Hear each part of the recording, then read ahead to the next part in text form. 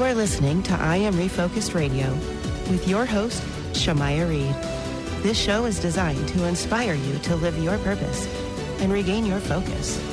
And now, here's your host, Shamaya Reed.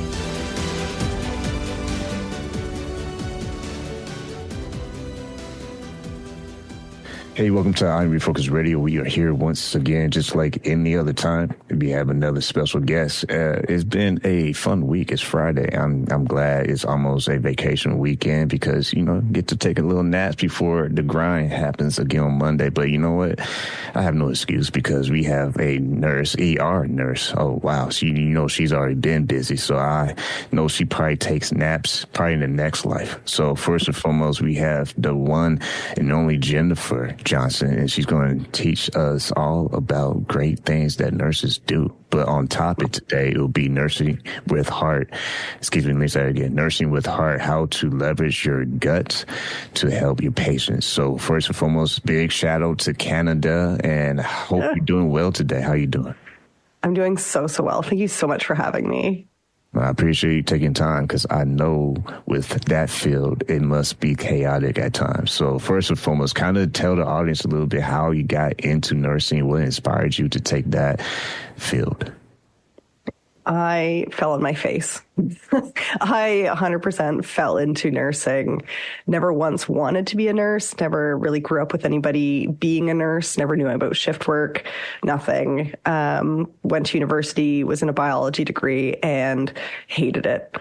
Absolutely hated it. And so thankfully I had a girlfriend who was in nursing already, and she and I would pour over her textbooks and saw the ridiculously gross, 3D pictures. And you're like, oh my God, this is so cool.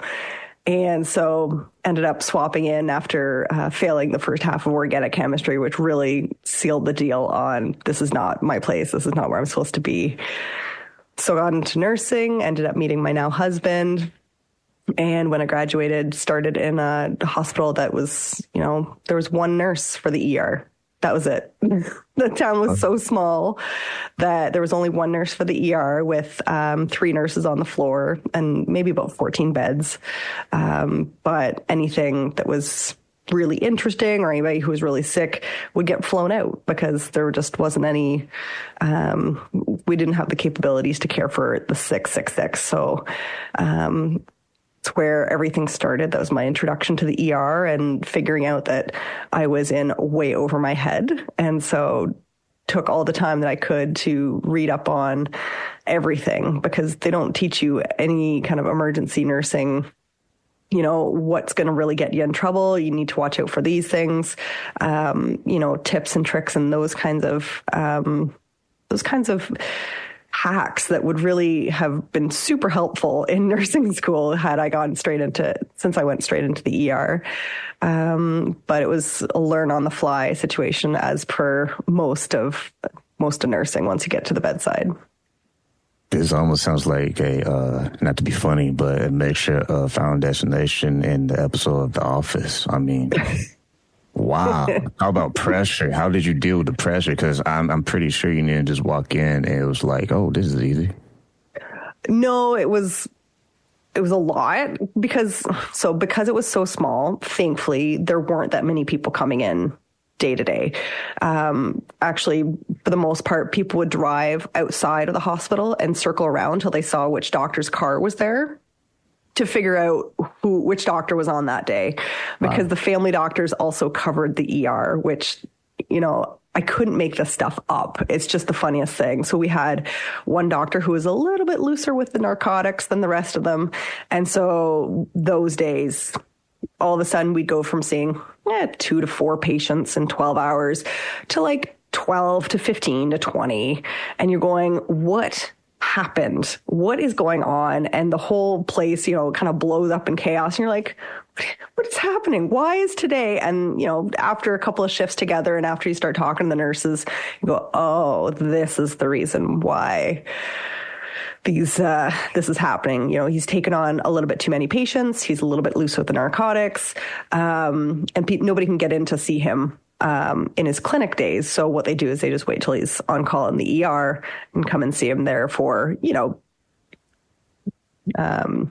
like family doc issues, not ER issues. When you look at how the whole industry works, I mean, you have a exclusive inside look. So you kind of know a lot better than someone outside who always got something nice or, interesting things to say about their healthcare. From an insider, what's the things that you can share with the audience that sometimes they don't understand what goes on in ER? Yeah. So just because the waiting room is empty doesn't mean that the back of the ER where all the beds aren't full and busting. You never know if we're short staffed. Your nurse probably won't tell you unless they're way done with the world and they're just going to put it out there. But if you watch us, you see how fast we're moving. You see, are we really rushing to like get things done and on to the next and get things done? And you can hear us too. Like if you're in a 4-bed room, you hear us going from bed to bed to bed to bed. You can gauge how long our interactions are. So if I'm doing my job correctly and you're not that sick, I can see you, assess you, have your vitals done, get a fresh set of vitals on the machine. And I've already pre-poured your meds if you're already admitted. And I'm coming in, I'm getting that all done like 5 to 6 minutes. If I'm really on my game that day. If everybody's admitted, that, it's just a stopgap because there's usually no beds on the floor. Here in Canada, in Ontario, you're waiting anywhere from 100 to 180 hours in the ER to then get a bed on the floor. That's after you've already been admitted. So you're waiting days and days and days to actually get to the medical floor. A lot of people are actually discharged after being admitted and they've been in the ER their entire stay. It happens. It's kind of an ebb and flow kind of thing. But we know that you can hear us. We know that you're frustrated. We know that you're scared and you're worried and you might be in pain. But if you're going to yell at us, threaten us, call us every name in the book in every language available, just know that we're probably not going to be really excited to go above and beyond for you or your family member. It's just that simple. Ask yourself, if you were saying this to a McDonald's employee, would you be getting arrested? The answer is yes. Please don't do that. Like, we can handle a lot and we brush a lot off because we know you're in pain, you're scared, you're not sure what's happening. But when you start getting in our face, when you start threatening our families, we're not going to put up with it. We're going to call security. And that's if we've got security. A lot of us, we don't have anything other than little security guards who are, no better than Walmart greeters, depending on the security company that's covering. But don't try a nurse. I don't suggest it. We've been pushed into corners before. We're in no place mentally to put up with a lot. If you push a nurse, you may get the real nurse come out. And a lot of us we've got some pretty harried pasts. We know how to defend ourselves. We've taken self-defense classes. We've put up with a lot through the years. So I wouldn't suggest trying us. That's just for everybody's safety.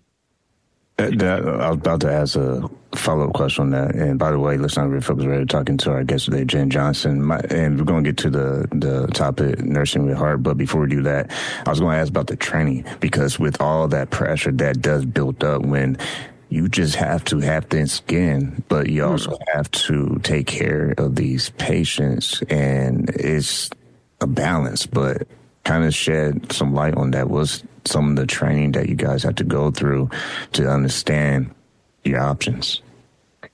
So in school, like the 4 years of university that you have to do up here to become a registered nurse, there's nothing. There's absolutely nothing. There's just kind of on the job training. At least when you get to a hospital system, now with government mandates, there is you have to do mandatory safety training to protect both yourself as well as the patient. We all know it's more for the patient than for us, but we're just happy to have some education and some training. Other than that, it's not like we get formal conversation training on how to de-escalate situations verbally. truly, we just usually go through it the typical Canadian way, which is saying sorry. And I understand what you're going through, and I can imagine. And I understand this is frustrating, like validating people's feelings. 99% of the time, people just want to be heard and understood that they are suffering. And so when you stand there and say, look, I get it. This sucks. This is a horrible system. And I'm sorry we only have one doc on overnight, but that's just the way it is. And right now there is a life or death scenario going on. So of course they're going to be there. I'm sorry you're having to wait, but if that was your loved one having to be resuscitated, you would want the doc in there instead of seeing people who potentially could have gone to their family docs or walk-in clinic or an urgent care clinic. You'd want that, right? And some people get it. Some people, oh, yeah, no, that's understandable. Other people, either they can't get into their own head or out of their own heads, or put themselves in other people's positions where they just get uppity and you know, well, I was here first. I'm like, ma'am, this is not a deli. This is not first come, first serve. This is sickest get seen first. And so managing expectations is a huge portion of it. You know, people are registering, they're seeing triage, and at triage, a lot of times they are asking, hey, what's the wait time kind of thing. And I just, as with everything, what is it? Overthink. Under promise, over deliver. So okay. It's, you know, the wait time's 6 to 8 hours, when in reality it's maybe 4 to 6. Doesn't mean we can't start some blood work ahead of time, doesn't mean we can't do some x-rays ahead of time, so by the time the doc comes to see you, they've already got a lot of the answers as to what's potentially going on. But we can't do everything. Our hands are kind of tied without the doc seeing you. I can't order a CT scan as much as I want to. They haven't let me yet. But it's one of those things where we're getting there. There are processes in place to really streamline things. But again, if we're short-staffed, it's hard to really tee people up the best you can before they get to see the doc. And that's why I smiled when you mentioned about people asking about waiting time, because you kind of see that on shows and stuff like that on TV, where it's always like, that's the number one thing when you think about ER, how long do I have to wait? And I think that's a good point that you made about the priority you have, or hospital usually have, as far as who needs to be seen the most based on the situation, the severe part of that situation that determines who is on top of the list. For those who have even more better understanding of that process, what's your advice for people when, I mean, it's kind of surprising I have to ask this, but just for those listening or watching, what's some maybe good things a person can know to do and maybe not do when they show up to the ER, as far as the detail of their situation, and versus them just being a little bit respectful for everyone that has to be in play once they show up? Yeah. So there's a lot of things you can do ahead of time to really make your trip through the ER a little bit smoother. If you can take Tylenol and Advil together at the same time. And that's the studies that they've done. It's comparable to the pain relief of Tylenol number 1, which we can get across the counter in Canada. And so you can do that. You can do that every 6 hours. So truly, if you're having some pain, it's not excruciating. You can try that and see if it helps your pain. If it helps your pain, maybe you can wait to see a family doc or a walk-in clinic or an urgent care clinic. If it's not working, by all means, come on into the ER. We're not going to turn anybody away. That's just not how we operate. But know that if you are waiting, it's actually kind of a good thing. You know, if I'm whisking you in before I'm even finished triaging you, you are sick. Like, you need to be seen right now. And truly, you actually don't want to be in that position, because if I'm really interested in you, if I'm, rushing you back right away, we're like rushing. If many people are coming at you all of a sudden, things are not good for you, my friend. And I'm really hoping that we can turn things around, and maybe it's not what I think it is, and all these other things. But if all of a sudden 2, 3, 4 nurses are coming at you all at once, it's not a good sign. So to be able to wait is actually kind of a blessing. You're not sick enough that I'm rushing you in. So if you can tweak your perception just a little bit as to, I I'm allowed to, what is it? I'm well enough to wait.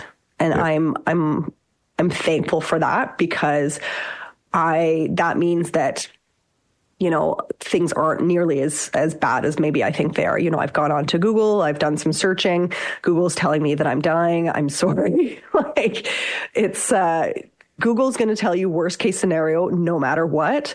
It's probably in your best interest, unless you've got some medical background, not to get on Google. If you're that concerned, don't worry about Google. Just come on in, kind of thing.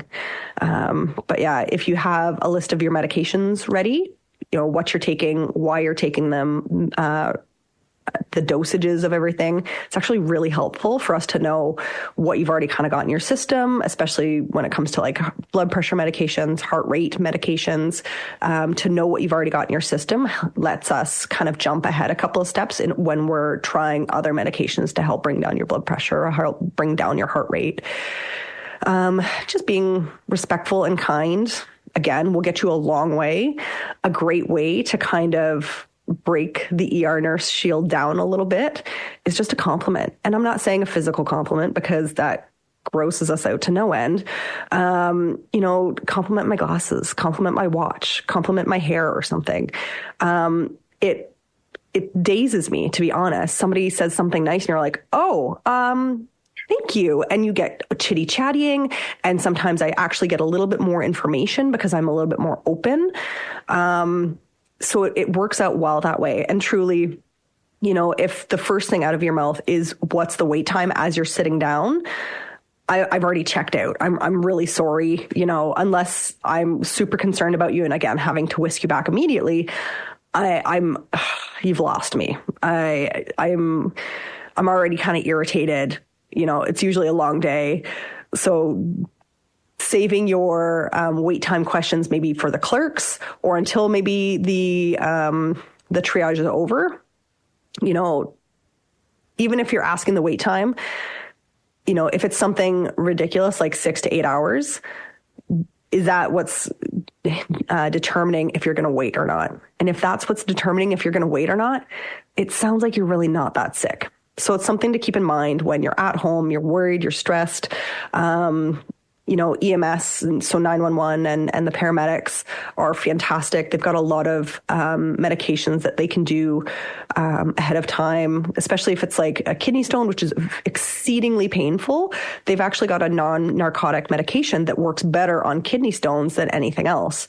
So if you get EMS come to your home and you're writhing in pain, like you literally can't get up off the floor type of pain, they've got a lot of options to help control your pain before you even get to the hospital. On the subject of EMS and 911, just because you take an ambulance to a hospital does not mean you get in faster. You are still triaged the exact same way as everybody else. And if it is determined that you are kind of a walkie-talkie, you're alert and oriented and ambulatory, and you're able to wait in the waiting room, you are probably going to wait in the waiting room again, unless something is super, super serious. So just be aware of how you're using your support services.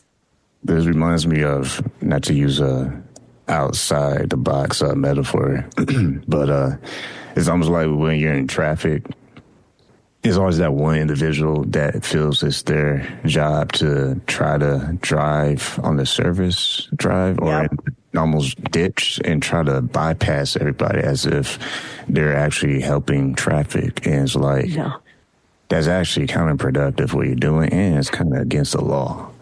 It's super dangerous. What happens when somebody else ahead of you thinks that they're going to do that same thing and doesn't check their rearview mirror or their side mirror, and guess what? Bang. Now you're going to the hospital. That and everyone's delayed even further. So what I'm getting from this is simply common sense. Treat people the way you want to be treated, number one. Two, never ask a nurse how long is the wait. Because I can imagine that, because that's probably a daily question that is asked from everybody. And it's understandable because they could be going through what they think is legit pain and they're scared, they're worried that something worse can happen. But this is great for people to understand.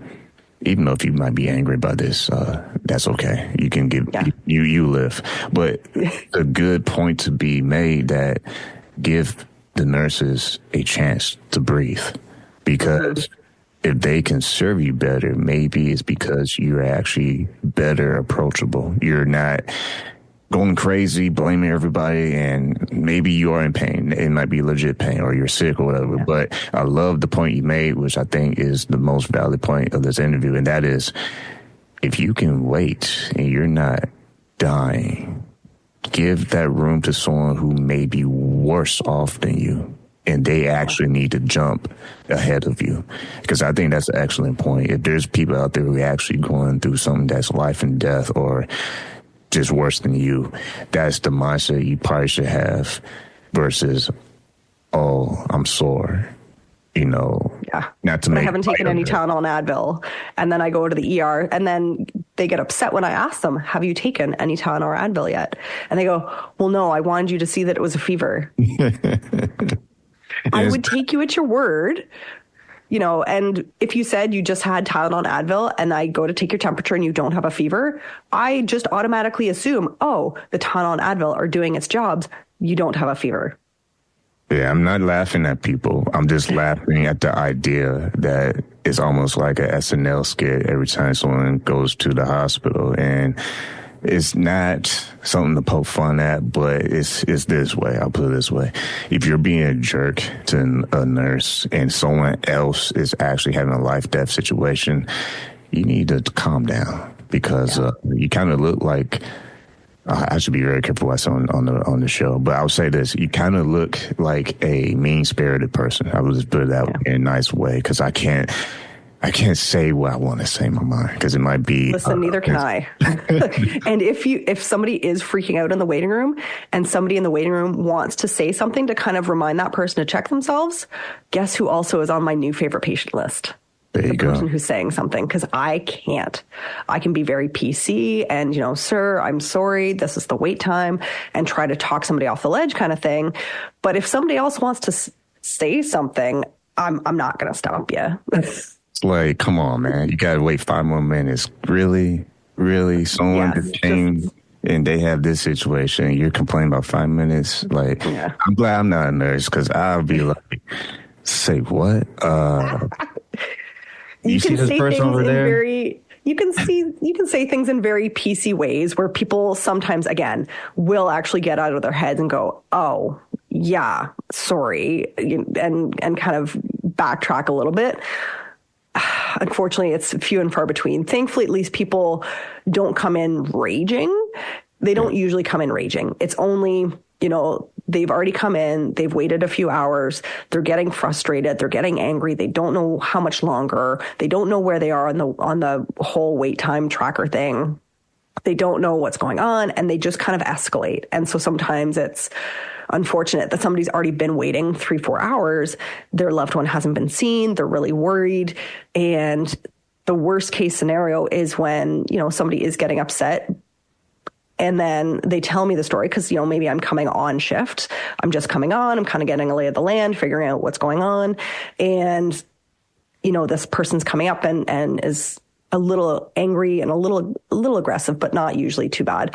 But they're telling me something about their loved one, and their story is really making me concerned. I'm going, pardon? Like, oh. So then... it's bad if you're saying something and then the nurse is immediately going back and like checking on your loved one or seeing what's happening, because we are human. We do make mistakes. We do miscategorize some people sometimes, or, we're missing something. Maybe the patient didn't tell us the full story of what went on because they were, embarrassed or whatever else. It's sometimes you do have to be open that there have been mistakes made, and you just try to do best you can, especially if you're just coming on. And I've had people where I've come on, I'm the new nurse, and the family let me have it for like 10 minutes. And they were apologetic the whole time. They're like, we understand that this is not you. We get that this is not your fault, that you're just coming on. You're just, unfortunately, this is the breaking point that we've had, and you're the person in front of us. Okay. And thankfully, the best part was that she was supposed to have been a nurse and is doing this. And I'm like, okay. I'm like, okay, let me give your dad a once over. We'll figure everything out. Not a problem. But I sent them home because I'm like, look, you're obviously exhausted also. Like, you say that you've been here all day, all night, and I'm coming on. So it's like 36 hours. I'm like, you need to go home and sleep, because this isn't a place to sleep for sure. So go home and sleep, have a shower, eat, take care of yourself. I've got your dad. Mom's going to stay back a little bit. So that's fine. You've still got somebody at the bedside, but you need to go home. And so didn't she come back at the end of my shift?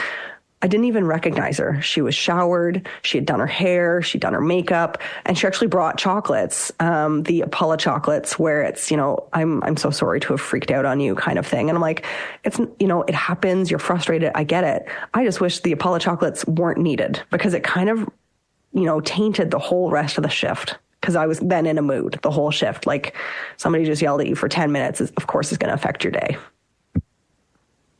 Once again, listen, Refocus Radio, talking to our guest today, Jenn Johnson. And believe it or not, we're actually talking about the whole topic of the show today. And I want you to wrap this up, and I can't believe time just flew by like that. Sorry, I talk a lot. No, you're good, because I love that story, because that whole story was about the whole topic about the heart, because when you are nursing with the heart, you go into moments like that. And to emphasize what we're trying to say, and that is, this is a great learning curve for people who are patients to practice a little bit more understanding for the nurses out there who are trying to do the best with what they are working with. And yeah, there probably might be some few that maybe picked the wrong career and they just kind of skating by and don't really care.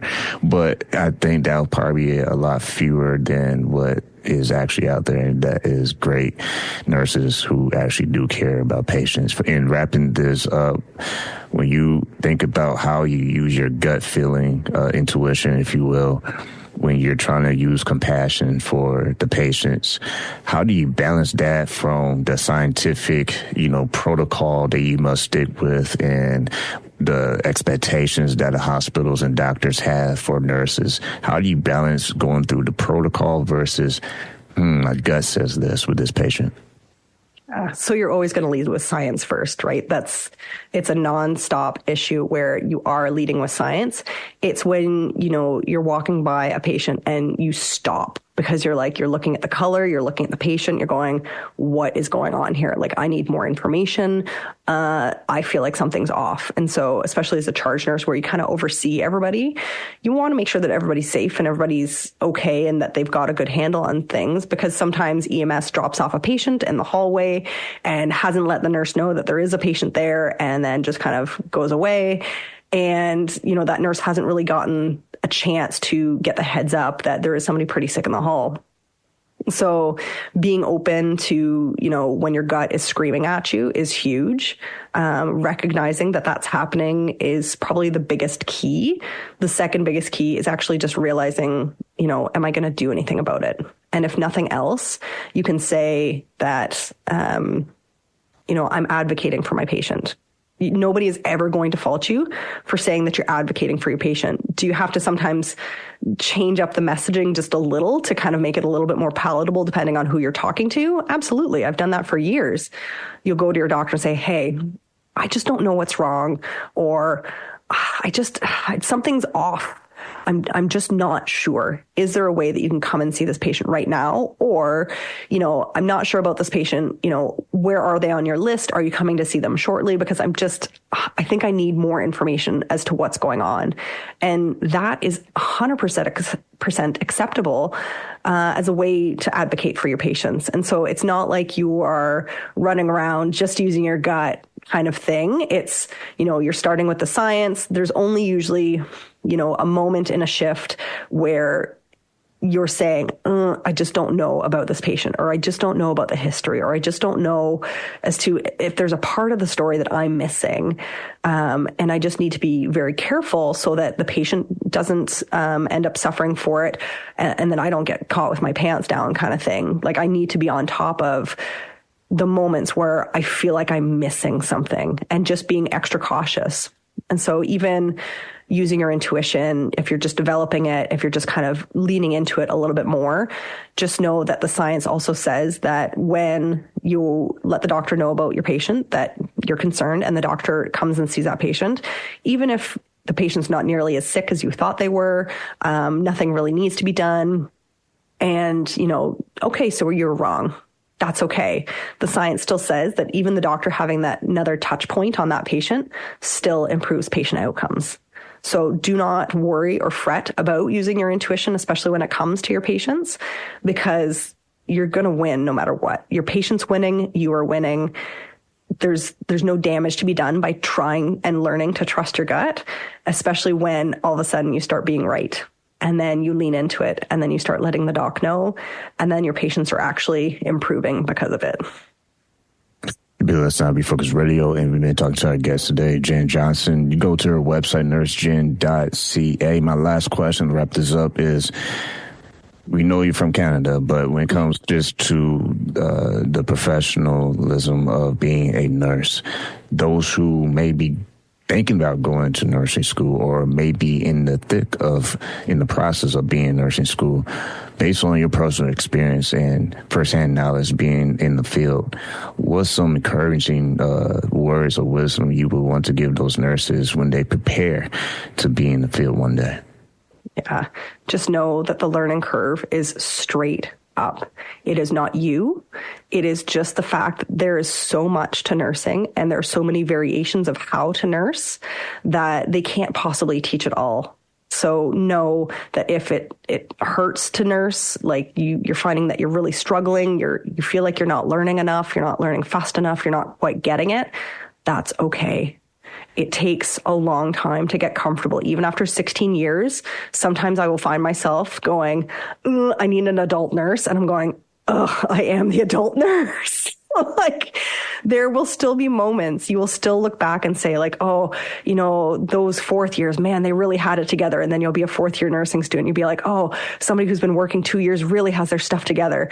Then you'll be that second year nurse, and you go, man, that person working 5 years, they really have it together. And it just, there's always learning. There's always going to be difficult days. There's always going to be hardships.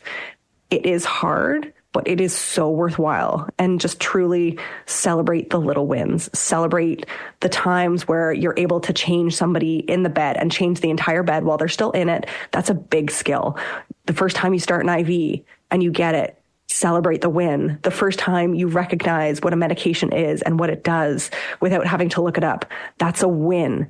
Take the little wins, because it's the little wins that make a career. And just know that you are not alone. We all struggled. We all continue to struggle. It's not you. It's just the system that we're in. And we're doing the best we can with what we've got. But if you love it, hang in. And if you don't love it, please choose something else, because it's not going to get any better. I know I was supposed to end this a long time ago, but I have another question for you. Go, do it. Love it. It's a good conversation. So I want to understand this.